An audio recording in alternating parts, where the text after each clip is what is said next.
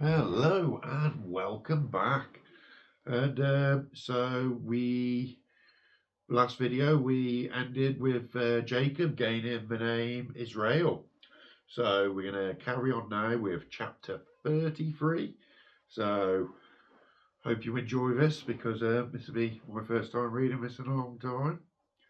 And Jacob lifted up his eyes and looked, and behold, Esau came, and with him 400 men. And he divided the children unto Leah and unto Rachel and unto the two handmaids. So they all got 100 each.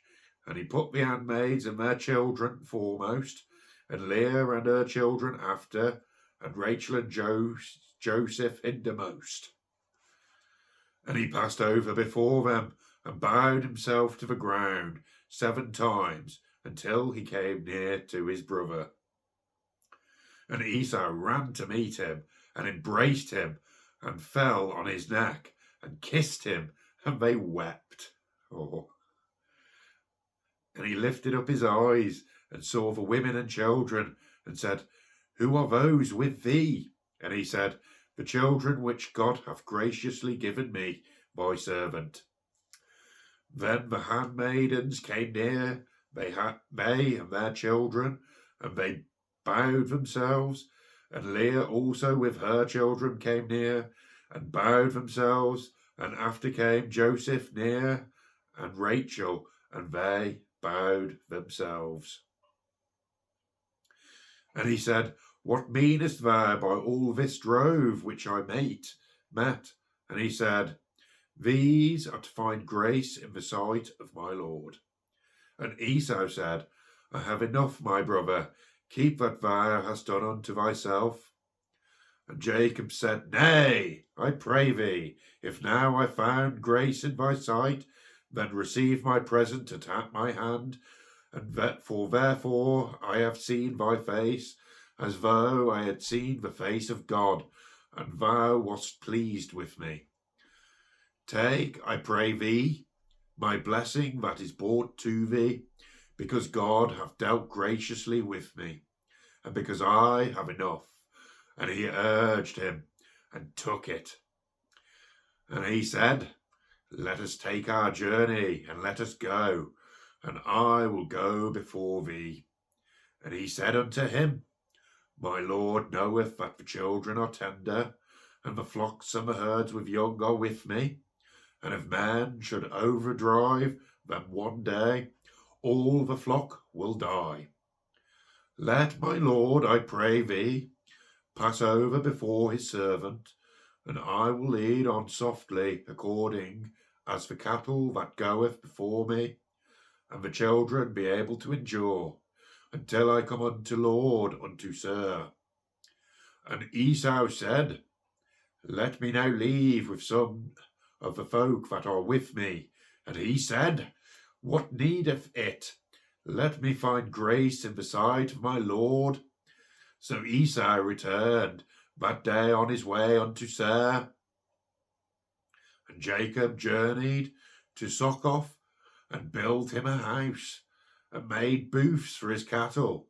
Therefore the name of this place is called Succoth. Succoth. Sorry, I find that funny just as a British humour. And Jacob came to Shalom, a city of Shechem, which is the land of Canaan. When he came from Padan Aram, and pitched his tent before the city, and he bought a parcel of a field where he had spread his tent at the hand of the children of Hamor, Shem's father, for 100 pieces of money, and erected there an altar, called it Elohele Israel. I probably said that wrong, but whatever. So we carry on to chapter 34. Dinah, the daughter of Leah, which she bare unto Jacob, went out to see the daughters of the land. And when Shechem, the son of Hamor, the Hivite, prince of a country, saw her, he took her and lay with her and defiled her. And his soul clave unto Dinah, the daughter of Jacob, and he loved the damsel, and spake kindly unto the damsel. And Shem spake unto his father Hamor, saying, Get me this damsel to wife. And Jacob heard that he had defiled Dinah his daughter. Now his sons were with his cattle in the field, and Jacob held his peace until they were come. And Hamor, the father of Shechem, went out unto Jacob to commune with him.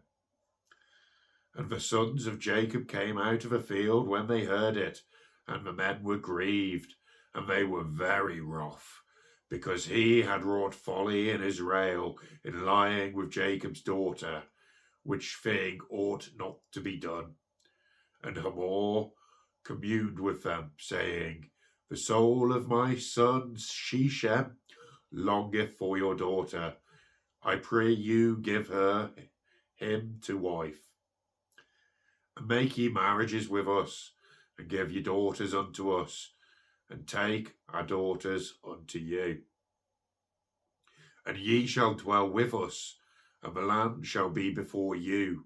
Dwell and trade ye therein, and get you possessions therein. And Shechem said unto her father and unto her brethren, Let me find grace in your eyes, and what ye shall say unto me, I will give. Ask me never so much dowry and gift, and I will give according as ye shall say unto me, but give me the damsel to wife. And the sons of Jacob answered Shechem and Hamor his father deceitfully, and said, Because he had defiled Dinah their sister. And they said unto them, We cannot do this thing, to give our sister to one that is uncircumcised, for that were a reproach unto us. But in this will we consent unto you, if ye will be as we be, that every male of you be circumcised, then will we give our daughters unto you, and we will take your daughters to us, and we will dwell with you, and we will become one people. But if ye will not hearken unto us to be circumcised, then we will take our daughters, and we will be gone. And their words pleased Hamor and Shechem, Hamor's son. And the young man deferred not to do the thing, because he had delight in Jacob's daughter, and he was more honourable than all the house of his father. And Hamor and Shechem his son came unto the gate of the city, and communed with their men of their city, saying, These men are peaceable with us, therefore let them dwell in the land, and trade therein, for the land, behold, it is large enough for them. Let us take their daughters to us for wives, and let us give them our daughters. Only herein will the men consent unto us, for to dwell with us, to be one people. If every male among us be circumcised, as they are circumcised, shall not their cattle and their substance, and every beast of theirs, be ours? Only let us consent unto them, and they will dwell with us. And unto Hamor and unto Shechem and his son hearkened all that went out of the gate of his city, and every male was circumcised, all that went out of the gates of the city. And it came to pass on the third day, when they were sore, the two of the sons of Jacob, Simeon and Levi, Dinah's brethren, took each man his sword, and came upon the city boldly, and slew all the males. And they slew Hamor and Shechem his son with the edge of the sword, and took Dinah out of Shechem's house, and went out. The sons of Jacob come upon slain, and spoiled the city, because they had defiled their sister. They took their sheep and their oxen and their asses, and that which was in the city, and what was in the field. and all their wealth, and all their little ones, and all their wives took captive, and spoiled even all that was in the house. And Jacob said to Simeon and Levi, Ye have troubled me to make me to stink among the inhabitants of land, amongst the Canaanites, the Perizzites, and I being few in number, they shall gather themselves together against me, and slay me, and that I shall be destroyed, I and my house. And they said, Should he deal with our sister as with an harlot? Question. And then we'll go on to 35, but I think we'll finish it there because that was very interesting. There's a bit of a slaughter going on. But, this is Genesis. We've had a flood. We've had fire rain down on Sodom and Gomorrah. And now, we're having people slaying a lot more people. So it went from the first sin of Cain, and now we're all the way up to, 35 of Genesis. And it's just getting darker as it goes on. But we will reach the end of Genesis soon, the first book of Moses. And I sure do hope you come join me for the rest of the journey. Okay, bye. Oh.